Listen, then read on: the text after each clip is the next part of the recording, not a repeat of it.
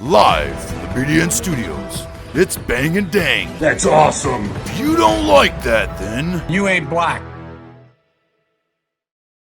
Well, the town of Las Vegas, originally called Nuestra Senora de los Dolores de Las Vegas Grandes, which is Spanish for Our Lady of the Sorrows of the Great Meadows. Fantastic. Began in 1835 after some settlers were able to get a land grant from the Mexican Army. Oh. Which, remember, this is still under Mexican Army territory. Yep. Or Mexican territory. The city was built in a typical Spanish colonial style with a plaza surrounded by buildings that acted basically as a fort and protected the city in case of attacks. It did. Well, the city began to prosper due to being the only notable city in 600 miles when you came from Kansas along the Santa Fe Trail. Yeah, so that this was is the just- last stop, buddies, till you get to California. That was just some dirty, dirty old desert back then. The United States declared war on Mexico in 1846. General Stephen W. Kearny, he led his army of the West to Las Vegas to claim it as a possession of the United States. Well, of course, why wouldn't you? It's ours now. Right. When he got there, he saw there was a busy town with around 1,500 Spanish settlers. So he set up a few large cannons pointed at the plaza, and the settlers surrendered without incident. What the hell? Like, oh, shit. The army stayed in Las Vegas and enjoyed the whiskey and women that the town had to offer until Fort Union was built 20 miles to the north in 1851. Not only did the fort serve as protection of the town and the Santa Fe Trail, it also helped the growth and development as they bought supplies for the hundreds of soldiers and citizens who stayed at the fort. By the year 1860, nations on the brink of war, Las Vegas had 1,000 people living there, which they would quadruple in the next 2 decades. All right, so 4,000. Good for them. By the time the railroads started making their way to the settlement in 1879, it was the largest city in between Independence, Missouri, and San Fran. No shit. Train tracks were laid a mile to the east of Las Vegas on the other side of the Galenas River. When the first train started rolling through the area, a station was built, and basically overnight there was a new town. Damn right. Started as tents and makeshift shacks, but soon permanent buildings took their That's place. bullshit that they did that. It was probably, you might have to go through mountains or hills or something. They were like, this is the best path. You don't have to do shit. Like, hey, if you guys want to survive, you're going to have to move across the river. Right. Yeah. This new town also had its own commercial district, and the new Las Vegas was now a rival with the old Las Vegas. Oh, shit. Which was now called West Las Vegas. Right. New Las Vegas became so large that it rivaled cities like Denver, Tucson, and El Paso in size. Damn. 1881, New Las Vegas was incorporated as a city, while Old Las Vegas was incorporated as a town. The city soon had waterworks and a telephone company. Look at these guys, dude. Look at the instant. Look at what a railroad does, man. what It's it does. just insanity. 6 trains came through the station every day, which meant plenty of legit businessmen looking for an opportunity in a booming town. But we always know what you guys already know about boom towns. Here today, gone tomorrow. Right. With good always came bad, though, and the access to town by train made it so that numerous outlaws, thieves, con artists, and murderers made their way into the city as well. Before long, the new Las Vegas was as lawless as any of the Wild West cities before it. To deal with this problem, peace officers were called in. The posse was known as the Dodge City Gang, although with members such as J.J. Webb, who was the current marshal, Mysterious Dave Mather, Joe Carson, Dirty Dave Rudaball. Oh, Dirty Dave Rudaball. We've heard of him. Hoodoo Brown, the Justice of the Peace. They were all as lawless as who they came to police. Of As course. usually happens, right? It was also in the summer of 1879 that old Doc Holliday himself rolled into town. With his partner John Joshua Webb, who we just described, he opened up a saloon on the center street. Typical Doc fashion, he got into an argument with a local gunman named Mike Gordon. They went out into the street, and Doc told him to start shooting, which he did. Oh, shit. If you heard anything about Doc, you know what happened next. Damn right. Gordon was killed with 3 shots to the stomach in the street, and a lynch mob formed to hang Doc. Ooh. He took off and headed back to Dodge City. He said, fuck this. Well, once he got there, he learned that old Wyatt Earp packed up, headed to Tombstone, and Doc said, I'll see you there, old friend. Yeah. Oh, Earp's looking for silver and not even gold. You're like, fuck That's that what gold. Tombstone was. I'm going to get some silver.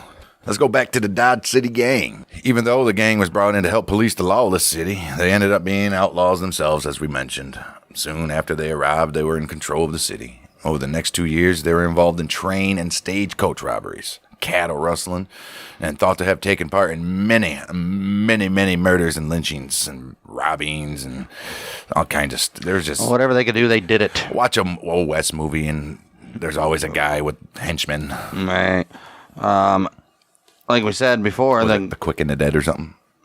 well, that was the sheriff, Right.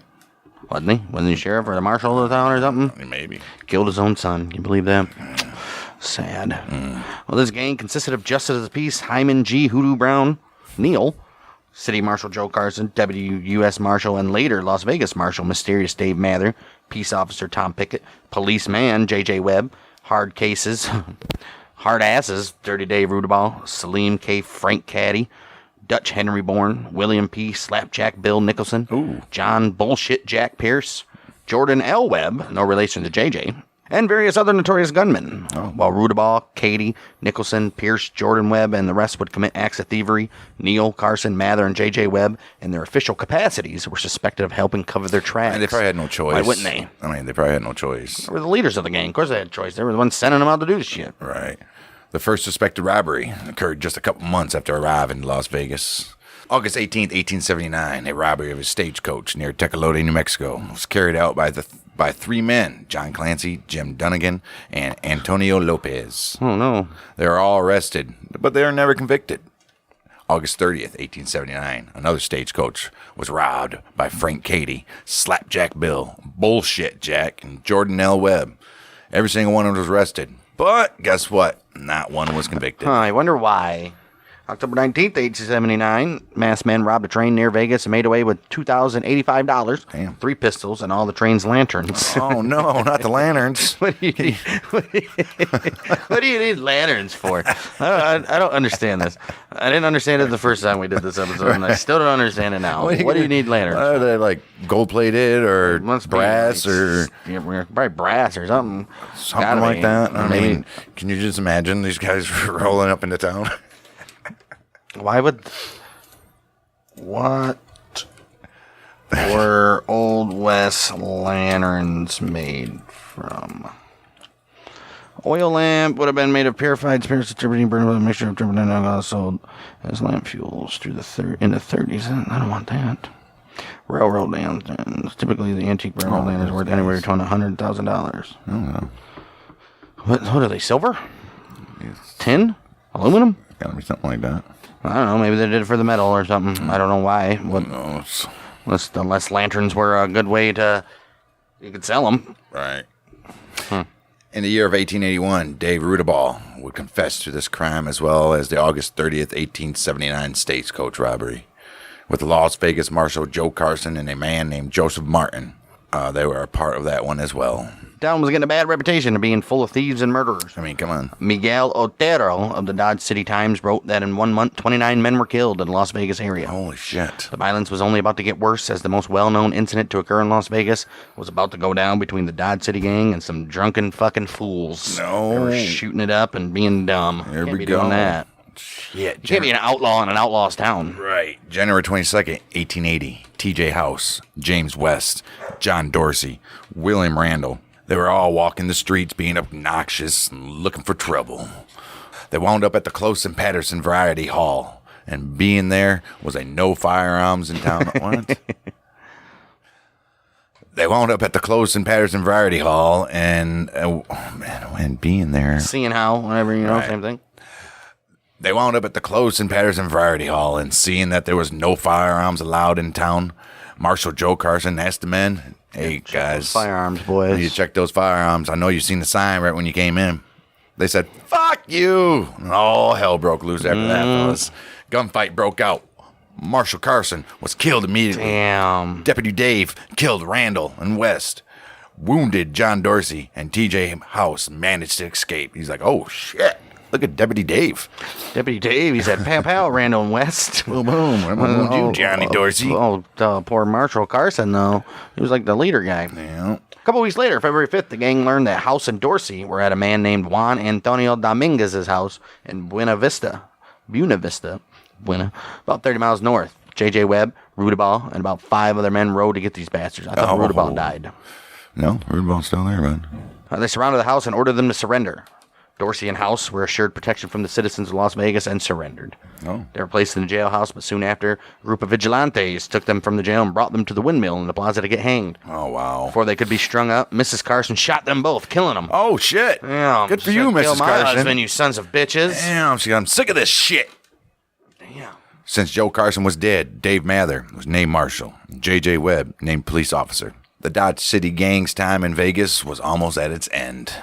But not before another murder, guys, because that happened on the 2nd of March, year in 1880. Hoodoo Brown heard there was a freighter in town named Mike Kelleher, and he was carrying about $1,900 in cash. Oh, he's not allowed to carry cash. Hoodoo, you're supposed to be the good guy in here, and you're just doing this shit. He's like, what? $1,900 in cash?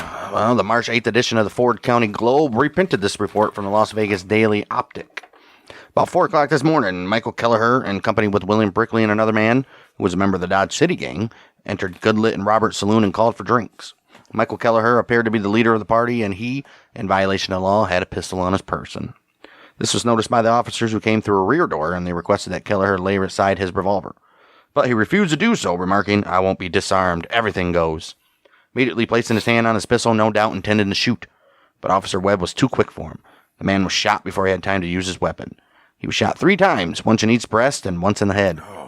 Kelleher had $1,090, or $1,900, depending on what you ask, on his person when he was killed. And where'd that go? Where'd that go? Right, son of a bitch.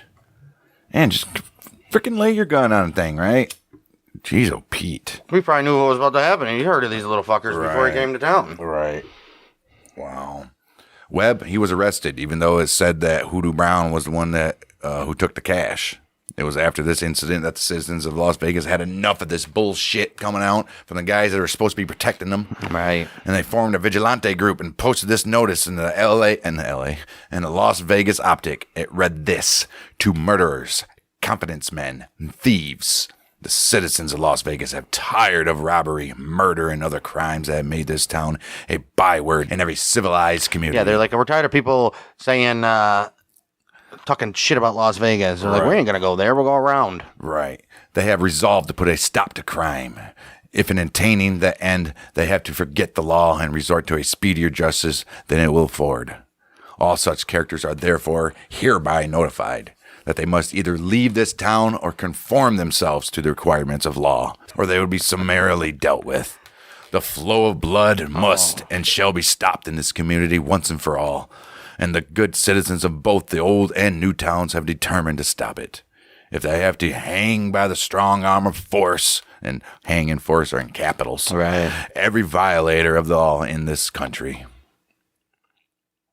Signed, Vigilantes. Right. Vigilantes. After this notice was posted, Hoodoo Brown, Dave Mather, and the rest of the gang got the hell out of town.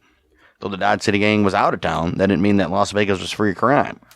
Late 1880s, the owner of the Imperial Saloon, named Vicente Silva, secretly headed a cattle rustling gang with many times entire herds disappearing. Uh-oh. Jeez. They called themselves the Silva's Whitecaps, the 40 Bandits, or the Society of Bandits. Works out. Well, they would meet at the Silva Saloon and continue their operation up until 1892 when the citizens of Vegas hanged one of their members. Oops, didn't they fucking warn you guys? All right, the guy's name was Pat Mays. He's dead. The group disbanded shortly after, and Silva was eventually murdered by his former gang members in 1885. Damn. Well, as for the other members of the Dodge City gang, most of them suffered the fate that you would expect of those days. Well, some, they made it to old age. Good for them. Let's take a look at those guys. Dutch Henry Morn, more often called Dutch Henry, was an outlaw and one of the most prevalent horse thieves of the Old West. He was eventually sent to prison for stealing mules in Arkansas. Oh, shit. When he was released, he lived a clean life, marrying and becoming a father. Good Fantastic. for you, bud. Prison changed him. He died of a pneumonia on January 10th, 1921 at Pagosa Springs, Colorado. He lived a long time. Look at him. Or was it the Spanish flu? It was long Spanish flu. Right. He was born in 1849, so he made it to what, 60? 71? Yeah, 71. 72? It's decent back then. It's old age. Let's take a look at Hyman G. Hoodoo Brown Neal. He was a justice of peace in Las Vegas, as we all know. He's from New Mexico. Neal fled to Texas, then Kansas, before arriving in Leadville, Colorado, where he was allegedly murdered in a gambling dispute. Poor guy. We don't know what year that happened in, though. Salim K. Frank Cady. We don't know what happened to that guy. Disappeared. Joe Carson, Las Vegas City Marshal himself. We all know what happened to that guy. He was killed in a gunfight at the Close and Patterson, at the Close and Patterson Variety Hall. Yeah, mysterious Dave Mather. He was the U.S. Marshal and Las Vegas Marshal. He returned to Dodge City, Kansas, where he served as assistant city marshal before moving on again to Canada. Oh, shit. In Vancouver, he served in the Royal Canadian Mounted Police, where he was still seen in the Royal Blue and Red as late as 1920. Dude was living on the freaking border of Mexico and the United States and then Went all the way up, there. Holy and then, shit. Desert to tundra. presumably, was a pretty good mounted policeman, huh? No, he was a mounted policeman. Wow. Yeah, that's what I just said. Served in the Royal Canadian Mounted Police, where he was still seen donning the uniform as late as 1920. No shit. Look at him. William P. Slapjack Bill Nicholson. We don't know what happened to that guy. He's gone. All right, Tom Pickett. He's arrested with Billy the Kid and Dirty Dave Rudaball. Yeah. On December 30th, 1880, he was released on $300 bail. Soon drifted to Arizona, where he worked with the Hash Knife Outfit. Later, he would serve a short stint as a United States Deputy Marshal. He died at an old age in Winslow, Arizona. Ain't that crazy? May 14th, 1934. Oh, Dirty Dave. He was with everybody. Right. Well, John Bullshit Jack Pierce. We don't know what happened to him either. Meanwhile, Dirty Dave Rudaball, he escaped with J.J. Webb from the Las Vegas Old Town Jail in late 1881. Rudaball and Webb raced to Texas and then to Mexico, where Webb disappeared. February 18th, 1886, Rudaball was shot by two men in a dispute, or he shot two men in a dispute over a card game in Parral, Chihuahua, Mexico. Later, he was jumped, decapitated, and his severed head carried around on a pole for the next several days. Holy shit. Dirty Dave. You're in Mexico, man. Even Mexico was fucking savage even back then. You ain't kidding. Wow. Six-shooter Bill Smith, a.k.a. John Henry Jenkins, or California Jim. He was bornish in around 1856. He died in 1882. He was a gunman, petty outlaw who enjoyed wounding people without killing them. He was killed in a gunfight in Cibolo, Texas in August 1882. Oh, poor guy. Right. John Joshua, J.J. Webb, along with Dave Rudaball, broke out of jail in Las Vegas. Late 1881, Rudaball and Webb raced to Texas and then to Mexico, where Webb disappeared. Later, Webb in Kansas, where he took the name Samuel King. He died in Arkansas of smallpox in 1882. Smallpox, huh? Damn. And Jordan Webb, we don't know what happened to that guy. It's no relation to JJ, though. No. Unknown, huh? Look at those guys. All right. Rudaball, huh? Damn, Dirty Dave. He's feared by Billy the Kid. All right. It was Dirty Dave, man. You don't get that name for nothing. By 1898, the town had finally settled down and the citizens enjoyed modern amenities, including an electric street railway, the Duncan Opera House at the northeast corner of 6th Street and Douglas Avenue, a Carnegie Library, the Hotel Castaneda, which is a major Harvey house, and the New Mexico Normal School, now called the New Mexico Highlands University. The city also provided Teddy Roosevelt with 21 men for his Rough Riders group. Good for them. Beginning in 1899, the city held the Rough Riders reunion, with the first one being attended by Roosevelt himself, I would assume. Fantastic. 1 year later. The last reunion was held in 1969. The last Rough Rider. Right. They also held a cowboy reunion where the ranching life is celebrated. The two cities would incorporate into one in 1970. Oh, fantastic. They need to, right? Present day Las Vegas has a population of about 15,000 and is one of the lesser-known tourist destinations in New Mexico. With over 900 buildings on the National Register of Historic Places, you can relive the Old West days with many of the era's buildings still in operation. Yeah. Even though the city is safe today and a good place to take your family for a visit, with everything we just went through in this episode, and with the likes of the aforementioned Doc Holliday, Big Nose Kate, Jesse James, Billy the Kid, Bob Ford, Wyatt Earp, Rattlesnake Sam, Cockeyed Frank, Web-Fingered Billy, Hook-Nosed Jim, Stuttering Tom, Durango Kid, Handsome Harry, the Dance Hall Rustler, Vincent Silva, and his gang, and the Bell Sit-ins. It's no wonder historian Ralph Emerson Twitchell once claimed that, without exception, there was no town which harbored a more disreputable gang of desperados and outlaws than did Las Vegas. Okay. That was a rattle off of freaking Western guys. Who's who, huh? If you want to see the old Las Vegas on the big screen, obviously several movies were shot here. It is used as the fictional town of Calumet, Colorado in Red Dawn, the original Red Dawn. Most of the 94 film Wyatt Earp starring Kevin Costner was shot here. Several scenes from John Carpenter's Vampires were shot in the plaza. Oh, yeah. Scenes from Wild Hogs. Most of No Country for Old Men. Oh. Toby Keith and Rodney Carrington's music video Beer from Our Horses was shot in Las Vegas. Fantastic. Scenes from Due Date starring Robert Downey Jr. and Zach Galifianakis. Yeah. and many more. Also, some notable people from Las Vegas or lived there at one point. Eddie Guerrero. He wrestled for New Mexico Highlands University in Las Vegas. Good for him. Patrick Swayze had a ranch here. I think that's where he died. Mm-hmm. And a few other teachers and writers were also born here. Oh, fantastic. Notable ones. And others. So look at that. Freaking an actual dirty, dirty town. That was, some wild shit happening there. How the fuck did the first time we record this, it was 47 minutes? I don't understand that at all. There's a little look into the weirdness for you guys. Our first time we did this was 47 minutes, and this is probably about maybe 25 minutes, so imagine what the kind of shit we were talking then. I don't even know. Right. How drunk were we when we did that? Holy shit.